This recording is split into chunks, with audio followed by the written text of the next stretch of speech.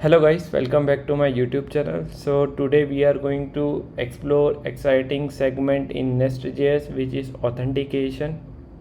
So in broad terminologies, we will understand each and every concept. What is authentication?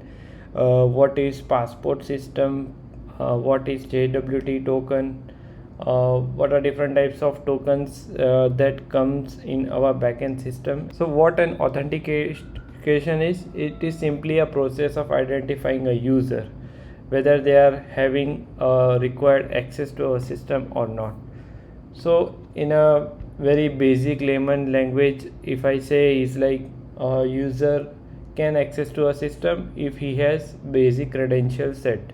So how he or she is able to access our system is by means of login. So login can happen through email or a password or a social media login, or you can provide integrate two-factor authentication methods and all. So once a user is logged into a system, he will be provided a token so that he or she will be able to access the APIs of our system. So that is a basic terminology used. And what are the common authentication methods? Password is one of them that we have discussed. We are also providing biometrics such as finger or face ID authentication systems, MFA systems, by means of some Google Authenticator or Microsoft Authenticator or SMS or any kind of code that is provided in your email. So that also comes into authentication method. Then we have tokens. So token authentication is essential when one machine is accessing another machine, or like from one application you are single signed on to another application. So these kind of integral methods can be used by means of token authentication. Like you are having access of one specific system, by means of token you can access another system. So that's a benefit. Then also authentications can be identified by SSL or TLS certificates, where machine to machine authentication is required. Like your SSH terminal is having access to the AWS EC2 instance, so that is one of the, by you are able to access by means of PEM files. So that you can like explore how these kind of certificates can be issued for authentication of systems. Okay, now we have certain protocols. OAuth 2.0, which is like widely used protocol, and SAML is an enterprise SSO. LDAP is also famous, and it is famous for like directory service authentication. So it is used in internal company systems, like a single organization data cannot be exposed to the outside world. So these are the kind of protocols being used. Now try to understand what a JWT token is, how we are able to generate it, and there is like a very famous website, famous domain, which is auth0.com. So here you are able to explore a lot more concepts on what are JSON Web Tokens, what are different APIs, SDKs, and you can essentially gain a lot more knowledge on different kind of authentications. And it is offered by OTCA, so it is a very standard industry behind this kind of system. So there were SAML tokens used, but JSON is less verbose than SAML, and JSON is smaller compared to SAML. So this is how a JSON Web Token looks. It is like quite small, simple, and easier. And this is how like a SAML token looks, and you are also able to see like it is a kind of whole XML code, and you have to debug it and see the structure, and it is quite complex and lengthy. So the token is very much lengthy. So JWTs can be used to generate public private key, and they are also symmetrically signed with HMAC algorithm. SAML can also be used with the digital signatures, but it does not introduce obscure security holes, and it is very much difficult to compare simplicity of signing a JSON Web Token. So you can read more about comparison between various standards, and JSON parsers are available in most of the programming language, like bcrypt is there, and JWT packages are there for Node.js, and likewise for other programming languages. So here you can just compare various methods, and you are also able to get a lot more detailed information, like what is the structure, how to validate, what are the signing keys required, how to get access token, and all those stuff. As per like the flow we are designing, we are not getting into much detail, but if curiosity prefers, you can definitely look out into this kind of content and have a habit of reading all the kind of updates. Okay. Now we have like the structure of JWT. It is divided into three structure: header, payload, and signature. So what a header? So the first part of the token is a header. It is the kind of algorithm that we are going to inject, and what is the type of token that we are going to inject. So it has all the definitions on the first part. The second is the payload part, which is quite a lengthier part in the token. It has all the data hidden inside the token, like you are able to place an email or some kind of name or any other abbreviation inside the payload. And the last one is the signature part. So it also has like what kind of encoding systems that we are going to provide. Here we have HMAC 256 bit secret. So this is how like the signatures are verified. Okay, so this is like a JWT token looks like. Now we will move to the concept of refresh token. So basically before we come into the concept of refresh token, first whenever user logs in, he has access to the system. So let us name this as a access token, and it is like pretty much standard. You can search about, like once a user logs in, he will be provided an access token. But these kind of tokens are short-lived token. What I mean by short-lived is like their duration may range from 15 minutes to certain hours, or let's say 2 to 3 hours.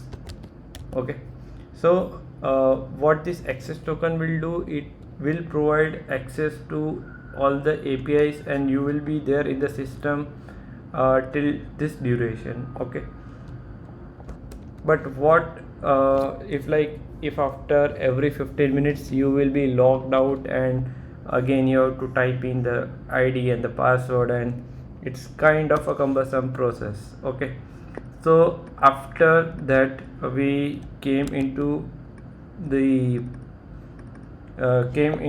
token, something called as a refresh token.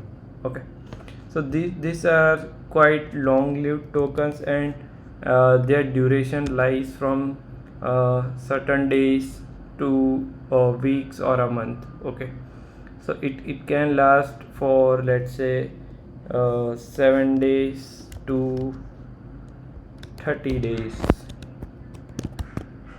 Okay, or a month. Okay, so what happens is like once you log in to a system, you will be provided two kind of tokens. Okay, so one is the access token and another is a refresh token. Okay,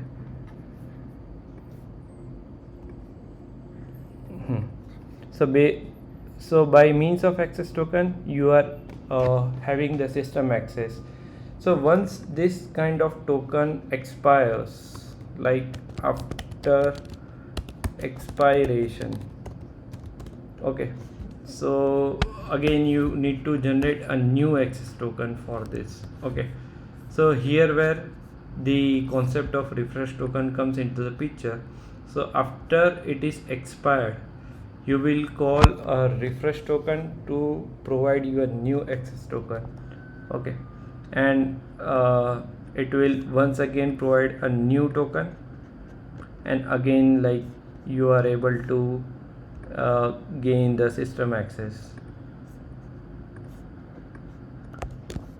New access token. But this is not straightforward, like this is for our understanding. We will broadly get into these concepts by exploring it one by one, how this flow happens, and we will also look into the CSRF implementation of this kind of systems. Okay, so like I have explained it, like after a client logs in, he will be provide the authentication, and after authentication has happened, we will get two tokens. One is the access token and another is a refresh token. Once you have token access, you can get the protected resources. After the token has expired, we will get an error that the token is invalid. So again you will call the refresh token will ask for a new token, and it will issue a new access token and one optional refresh token. Like it can send or it cannot send. Like this is truly a part of system design, but we will also design one such system. And again, like you will be able to get the access of the system. So I have also provided additional resources, what are security system, how to use them securely. Like if anyone has access of your refresh token, they are able to generate n number of tokens. So we need to also counterbalance such kind of security threats. So you can read this, you can like explore these diagrams and when to use, what to use, how to use, how to keep them secure, and all those stuffs. Okay, and how you can like where you can store it, how you can use it in your Auth0 apps, Auth apps, and all those stuffs. So yeah, now we will look into CSRF token. Okay, like the concept of CSRF token is quite simple. Is like a genuine user from your platform is able to visit a form URL, and the browser when hits to a server, it identifies a kind of like there is a handshaking mechanism involved when your client and your server is only involved in granting certain resources of your application. If you are hitting a post request, like a hacker or a malicious user is able to inject some kind of scripts or APIs and grant the access of the server will straightforward reject this kind of request. Okay, so a broad understanding can be made here. What is CSRF token? Like let's say you have a form action here, and after you click, something destructive happens. So this is like how the CSRF attack works, and you can straight away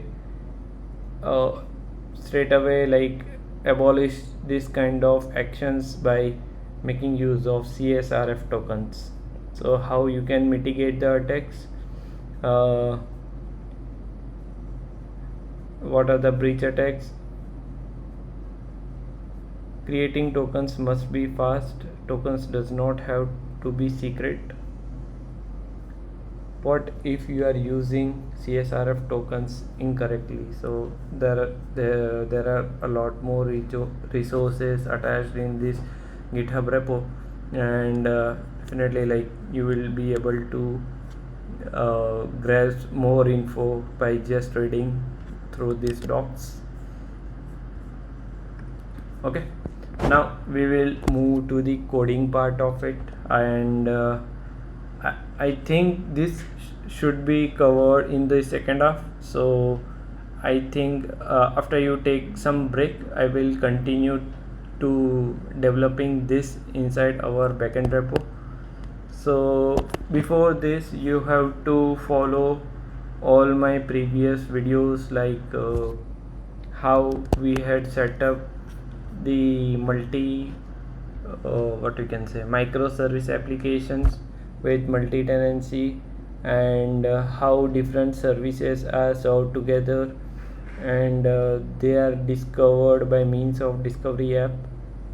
So just follow my playlist, and after you complete this repo setup, then and then only we are able to move ahead.